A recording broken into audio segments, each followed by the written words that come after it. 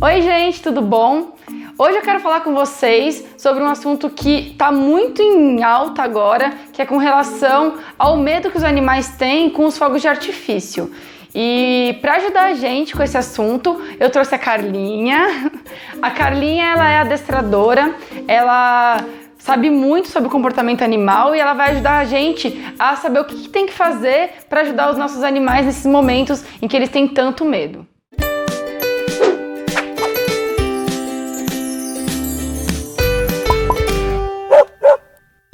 Muita gente me manda mensagem na fanpage e também no pet, surgem muitas dúvidas com relação ao final do ano, porque tem muitos animais que têm medo dos fogos e as pessoas normalmente não sabem o que fazer para ajudar esse animal, né? Não sabem como se comportar, se pode deixar o animal sozinho. Eu queria que você ajudasse a gente com mais informações sobre isso. É comum o animal ter esse tipo de medo? Como que funciona na cabeça deles? Por que eles têm tanto medo de fogos? Sim, realmente, Ju, é uma preocupação muito grande e a gente tem que estar atento a isso porque 50% dos cães têm medo de algum tipo de barulho e cães que têm medo de trovão, 85% têm medo de fogos, então é importante a gente se preocupar sim, tá?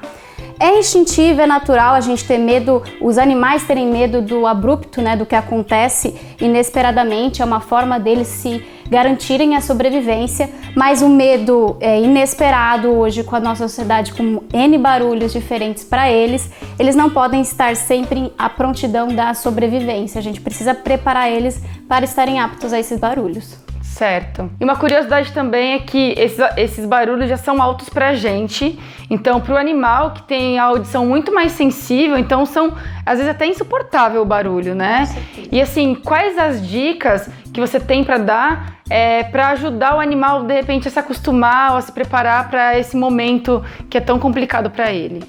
Tá, é bem importante a gente falar isso, que tudo que a gente for falar aqui são ferramentas ou são medidas paliativas, ou seja, a gente vai tentar amenizar o medo e o estresse, mas o ideal é que a gente se previna. Então a gente sempre sugere que cães que têm algum tipo de fobia ou medo de barulho, a gente prepará-los pelo menos, no mínimo 2 meses antes, começar um treinamento de associação positiva, como por exemplo, a gente colocar o som no celular ou em computador num volume bem baixinho para que aquele som aconteça sem que o cachorro tenha que se estressar com ele. E junto com o som a gente faz alguma coisa gostosa que ele vai se distraindo e nem vai percebendo que esse som tá no ambiente, e a gente vai gradativamente aumentando o volume. Mas esse é um treino que a gente precisa fazer antes e sempre com a ajuda de um profissional, de um adestrador positivo para acompanhar a evolução desse cão.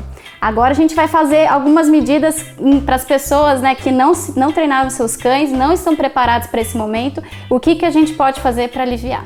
Certo. Esse som que você diz, então, é som de fogos mesmo? Você pega no YouTube alguma coisa assim, que tem som de fogos e coloca para o animal ouvir? Isso. Bem específico no caso dos fogos mesmo. Isso. Quando a gente está treinando um cão, a gente treina N fatores, a gente treina inclusive a socialização com barulhos, aí a gente treina tanto trovões, barulhos de skate, moto, e os fogos de artifício são um dos elementos que a gente treina para dessensibilizar, ou seja, fazer com que o cão não sinta o impacto desse som da maneira que o medo traz. Então a gente vai sempre associando positivamente. Dando um petisco, alguma coisa que ele goste, um carinho, alguma coisa assim. E é importante a gente fazer isso antes que ele seja exposto ao barulho extremo, né? Para que ele já saiba o que aquele barulho é e que aquele barulho traz algum fator positivo para a vida dele. Certo. Agora a gente está em dezembro, logo começam as festas de final de ano e muita gente ainda não conseguiu se preparar, né? Então, assim, o que a gente normalmente recomenda também que pode ser dado para o animal é algum tipo de floral, alguma coisa que vai acalmando o animal, já também começar agora, já para o final do ano, a dar o floral. Então, até como a gente já conversou, o floral de preferência que seja administrado por um médico veterinário, com uma dosagem específica para cada animal, né, que seja manipulado, porque tem bastante variedade no mercado, mas é uma coisa que ajuda bastante também.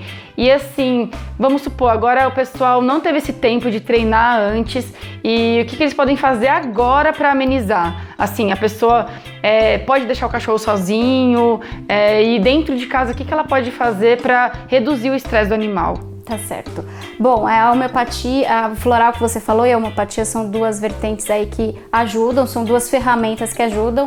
Elas por si só não vão resolver, mas são uma das medidas que vão dar suporte ao cachorro. Pode funcionar dependendo do indivíduo, cão. Então a homeopatia e o floral são duas opções aí que a gente pode trabalhar em conjunto com todas as outras medidas que a gente vai falar aqui. Bom, para quem vai sair de casa e não vai poder deixar o cachorrinho acompanhado, a gente vai precisar preparar muito bem esse ambiente para ele, principalmente fazendo um cantinho para ele. É importante que a gente não deixe acesso a portas, a janelas, isso tudo tem que estar fechado, e quanto menos acesso ele tiver a essas áreas que podem resultar em fugas, melhor. A gente garante a segurança e o bem-estar desse cão. O ideal é a gente preparar então esse cantinho para ele com o nosso cheirinho, com roupinhas, com brinquedos, e deixar esse cantinho seguro a ele. Se ele já tem um cantinho que ele já busca naturalmente, enriqueça esse cantinho, ou seja, deixa as coisinhas dele lá, deixa o seu cheirinho, sua roupinha lá. Então vamos usar também o que o cachorro gosta, a gente não quer forçar ele a estar em um canto, a gente quer usar aquilo que ele já gosta naturalmente a favor. Para ele ficar confortável no ambiente que ele se sinta o mais seguro possível. Exato, e a gente não pode deixar ele preso nesse lugar, né? É importante que ele tenha outras rotas de fuga.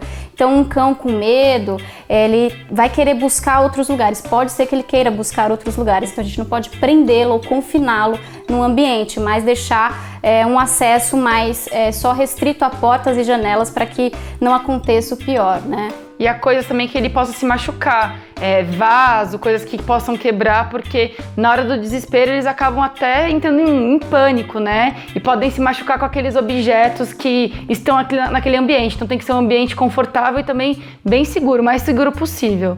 Isso. Se a gente está falando de uma fobia real, de um caso de um cão com muito medo mesmo, a gente precisa preparar esse ambiente. Então a nossa casa vai ter que ser modificada, a gente vai precisar tirar acesso a itens que podem prejudicar ou que o cão pode se esbarrar. Outra dúvida é assim, eu pelo menos com as minhas cachorras, qualquer coisa que elas demonstram ou medo ou estarem nervosas, a minha tendência é sempre me aproximar delas e dar carinho. E eu já li que quando o cachorro tá com medo e a gente se aproxima pra dar carinho, isso não é uma atitude boa. É verdade isso? Sim, se o cachorro tiver com medo dos fogos, eu posso abraçar meu cachorro, dar carinho pro cachorro, ou é melhor manter ele sozinho para que ele aprenda a administrar o medo dele? É muito importante isso que você falou, Ju, porque a gente vai quebrar com um mito aqui agora. A gente não reforça emoções, a gente não reforça medo. Dar suporte pro seu cão não significa, em hipótese nenhuma, que você está reforçando o medo que ele sente. Dar suporte nada mais é do que fazer com que o cão confie em você e te busque como fonte de segurança. Então, não há problema nenhum em você oferecer carinho, suporte, colo. Depende do que o cachorro pedir. A gente também não vai forçar uma situação, mas a gente vai dar esse suporte se o cachorro assim pedir. O importante nesse momento é a nossa linguagem corporal. É importante que a gente não fique ansioso ou não faça um carinho muito ansioso, cheio de medo, porque a nossa linguagem corporal pode transmitir esse medo, essa ansiedade, o cachorro sentir isso e a gente recompensar e a gente fazer com que ele se estimule cada vez mais com medo, porque se a fonte de segurança dele, que somos nós, estamos com medo ou ansiosos, eles também vão sentir com a necessidade de sentir esse sentimento. O importante é que a gente faça esse carinho, a gente pode fazer carinho, pode estar perto deles, mas sempre muito calmo, com uma linguagem corporal tranquila, com uma postura calma, como se nada de ruim estivesse acontecendo. Eu gosto de citar o exemplo de quando a gente era criança, né? Quando a gente sentia algum medo, a gente não queria passar por alguma situação, a gente ficava perto dos pais e o pai falava, não, tá tudo bem, tá tranquilo. A gente se sentia mais seguro. O medo pode não sair da gente, mas a gente se sente mais confortável quando alguém passa um carinho, uma mensagem de conforto e tranquilidade pra gente. E pra eles é a mesma coisa, então. Exato, pra eles é a mesma coisa. Dar suporte não é reforçar o medo.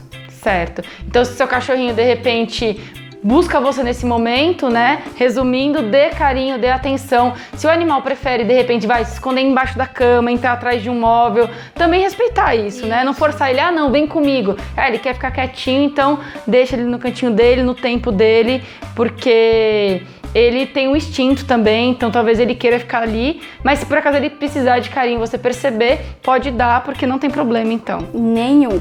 E aí o que a gente gosta de fazer? Para cães que a gente já sabe que pode ter esse estresse, eu recomendo para todos, tá? A gente prepara algo gostoso para o momento de ápice dos fogos de artifício, no caso.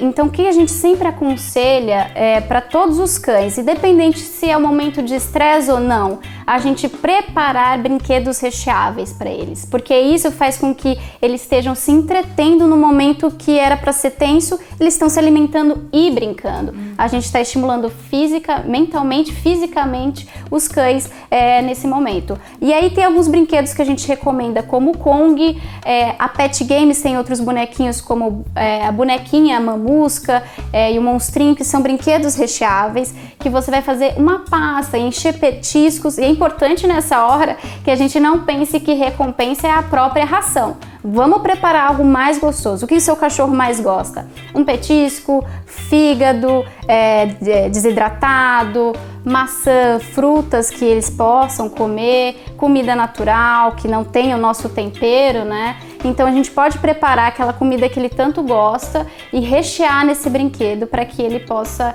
fazer algo gostoso durante esse momento de estresse. Ser um momento especial. Então, quando ele estiver ali comendo, se distraindo com o brinquedo, a atenção dele vai estar mais voltada para aquilo do que para os fogos. Então, ele também vai ficar mais tranquilo, mais calmo. E outra coisa que eu já ouvi também, as pessoas às vezes saem de casa e deixam a TV ligada. Isso também ajuda? Pode ajudar. É mais uma ferramenta que pode ajudar, né? A gente nunca vai saber exato o que funcionou, mas o conjunto de medidas podem ao todo funcionar. Deixar a TV e o som ligado funcionam sim, ajudam sim, principalmente com aquele som mais constante, né? Que não tenha um grande ápice. Músicas mais tranquilas, com uma sonoridade legal, para que isso ajude a abafar o barulho externo. Então, o ambiente interno tendo algum barulho ajuda a não dar tanto foco para o ambiente externo, o som do ambiente externo. Muito bom. E outra dúvida, agora a última para encerrar, porque o conteúdo tem bastante coisa. Com certeza, tem muita coisa para falar sobre isso. A gente está tentando trazer o que é mais importante. Certo. Com relação assim, de repente a pessoa tem um cachorrinho e aí já tentou fazer tudo isso que a gente falou. Já tentou colocar música, dar petisco, treinar, mas o animal tem muito medo. Ele entra num estado mesmo de pânico, incontrolável. Nesses casos, o que é melhor fazer? Nesses casos de pânico incontrolável, esteja sempre com o seu cão. Então, a gente sempre aconselha a presença do tutor nesse momento. Então, a gente tem que abrir mão de sair de casa para estar com ele. Então, faça festa na sua casa, tragam pessoas para sua casa para que você traga esse conforto a ele. É importante a sua presença nesse momento para que tudo isso seja amenizado, porque com a sua presença, principalmente a necessidade de fuga do cão, ele com certeza vai diminuir e ele vai buscar mais você do que propriamente fugir. Então você é a fonte de segurança dele. E agora que você sabe que pode dar carinho e dar suporte, vai ser muito melhor para ele. Então a sua presença vai ser fundamental em casos de fobia extrema. Bom, e aí nesses casos também de medo extremo, a gente tem o médico veterinário, que é uma figura que a gente tem que contar, um veterinário que entenda de comportamento e que saiba administrar um remédio, um calmante, o que seja, para que diminua a tensão do cão nesse momento, porque o medo ele é fisiológico, o corpo todo vai sentir este medo, ele vai se preparar para o medo, então a gente precisa diminuir essa tensão fisiológica. O veterinário vai saber recomendar, de acordo com o caso do seu cão, qual que é o melhor para aquele momento do cão, porque ele vai salivar, ele vai suar nas patinhas, vai para um lado para o outro, vai ficar ofegante, isso prejudica muito os cães. E nesse momento também o risco de fuga do animal é muito grande e ele acaba querendo fugir da situação, então sempre também tomar cuidado para manter as portas fechadas, ele num ambiente, que nem a Carlinha falou, seguro, e também evitar tem gente que às vezes prefere, então para o meu cachorro não fugir, eu vou prender ele numa guia, e já aconteceram casos de cachorro que acaba até se enforcando com a própria guia. Isso é muito importante você falar, porque a gente não pode deixar o cachorro no quintal, a gente não pode deixar numa área externa ou perto de portas, isso é importantíssimo, porque a primeira rota de fuga dele é a área externa. E a exposição ao barulho é muito alta. Então não prenda também coleiras, não deixe ele presa a coleiras e guias. É melhor não buscar essa fonte de uso, porque com certeza não vai ser a melhor opção. Em todo caso, independente de como o seu cachorro fique, em que segurança que ele tenha, coleira de identificação é bacana, porque independente do que aconteça, ele vai estar bem identificado. Se acontecer alguma coisa, tem o nome dele, o telefone.